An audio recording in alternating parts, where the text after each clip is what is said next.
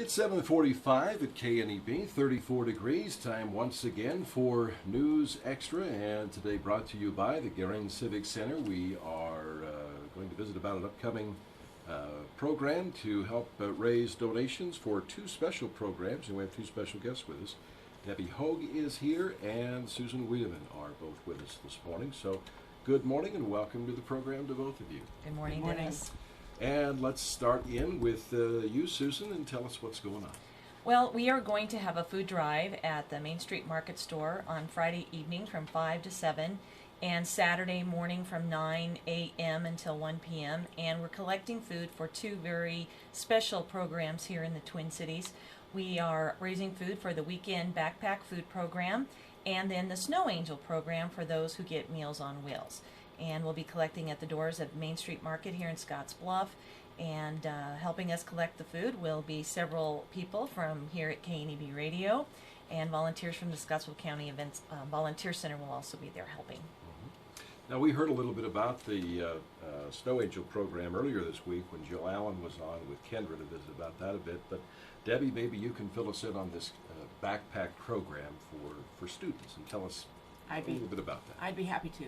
About a little over 3 years ago, we realized that there were kids in the community who were eating free lunch during the week at their schools and then going home to empty cupboards on the weekends and coming back to school on Monday morning really hungry. Some kids were licking their lunch trays, they were eating ketchup packages, some pretty tough stuff in order to make sure that they had food in their tummies. And so we put together a program, started with the St. Francis Church, and then we expanded it and involved the Co-op Ministry Council, who basically are our angels for this. And at that point, we expanded the program into Gering. And we started out with 18 packs a week in the spring of 2009. And this past, last night, we packed about 180 packs. Over the course of the program in the 3 years, we've packed over 15,000 packs for kids on the weekends. And we fill it with enough food for a can of pasta, a pasta meal and some breakfast meals and some fresh fruit and an envelope of powdered milk.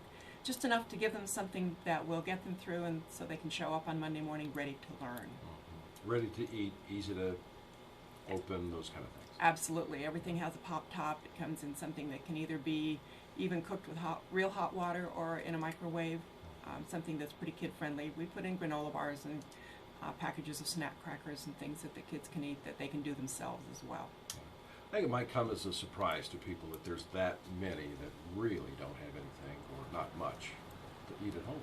Well, you know, the national statistic, as a matter of fact, was in the paper this morning that, you know, the number of families living in poverty is growing nationwide, and it certainly is no less in our community with over 50% of our kids in the schools getting free and reduced lunches. I think that's a signal right there that there's something we need to pay attention to. The word I've come to use for that is food insecurity. It just means that there are kids going home on the weekends and they don't know where their next meal is going to come from. And that's where we come in, the community, Susan, on this week. That's right.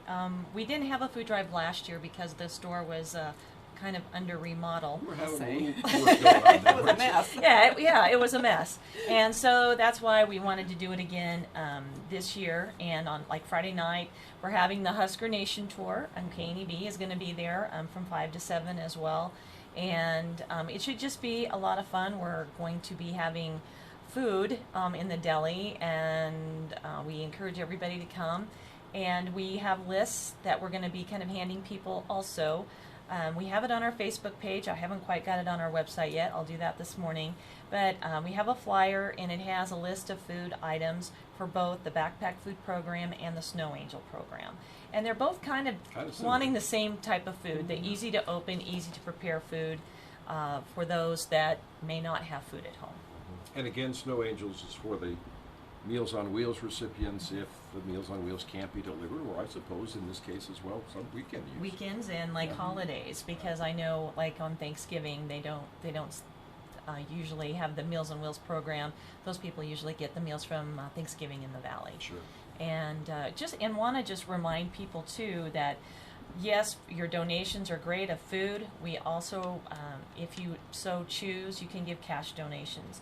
Because what we're going to do is we're going to probably write a couple of grants to Land O'Lakes Foundation, and they have a Feeding Our Community grant for $500 matching grant. So people, if you can give cash, that's great, and we will double that cash by writing a grant for the backpack program. Okay. So on Friday and Saturday, where will you be collecting? I mean, in the store, in the deli area, or out front? It's going to be. I think it's going to be kind of spread out. We'll probably have people stationed at the doors of the grocery store, at the west door and the east door. We'll probably have people, at least carts, sitting by the deli door, and we're going to have a cart in our wine and spirit store, so people, if they want to collect there, so we should have at least shopping carts at all 4 doors when people come in. And we're doing it before the Nebraska game. That's why we're starting at 9 and ending at 1. So we just encourage people, especially at this time of year. I know there are a lot of food drives going on right now, but we encourage people to donate food. I know one of the things that I've visited with Debbie about some churches do like a peanut butter drive, and we encouraged Westmore School, who is our adoptive school partner, to also chip in this. And each grade took specific items from the backpack food list. And I got an email from Candace Smith, a teacher at Westmore this morning, that says they are collecting the food and they are putting it now on the stage. So I'm looking forward to going over there either later today or tomorrow and see how much they've collected. But we just thought it was important that kids learn that they need to give to give to other kids, and kids helping kids is a very important part for our future. And kids see that. They know that they have friends. And when families are struggling all over the community, it's not something that is a handout. It's something that's necessary to make sure that the kids can come to school on Monday to be ready to learn. And it's for a variety of reasons that families are struggling, but they're still struggling to feed the kids. We will come back in just a moment. Trying to get all those little components in. Yeah, no. Trying to get my points, as you call them. Yeah, it was really cool that the YMCA is going to give a pool party to the class that collects the most food. Really cool. Because they're the other adoptive school partners. So. That's cool. 436-6888 or visit us at What else do we need to say? www.gearingcivicCenter.com. I think just reiterate that hours will be there, and Yeah, we'll kind of wrap up. Again, we're with Susan Wiedeman and Debbie Hogue, and we appreciate them spending some time with us from their busy schedules to visit about this upcoming food drive for the Snow Angels and the backpack programs in our local area. And again, Susan, the hours and when and where? we're going to be doing it Friday tomorrow evening from 5 to 7. And if you're listening to KNEB FM, you'll be hearing us on the air tomorrow night. And we'll be also doing it Saturday from 9 a.m. until 1 p.m. It is at the Main Street Market there at Avenue B and South Beltline, and we'll be having people collecting food and carts at all 4 doors into our shopping complex. Debbie, somebody says, oh, this sounds like a great idea, but I'm going to Lincoln. I'm leaving Friday at noon. Mm-hmm. How could I still help you? You can drop bags of food off at the Scottsbluff Schools Administration Office in their new office down on First Avenue. You could also leave food at Co-op if you want to leave it with Susan. I'm sure she'll get it to me. And we also do accept cash donations, and those can be mailed to Box 733 in Scottsbluff. And that's the Cooperative Ministry Council. Okay. And the community is incredibly generous. I have to say thanks before you cut me off here. Yeah. Thank you. Wonderful. Wonderful community. Wonderful project. Thank you, ladies. Thank you. Thank you, Dennis. All right, and that's our Thank you, Susan. News Extra program today.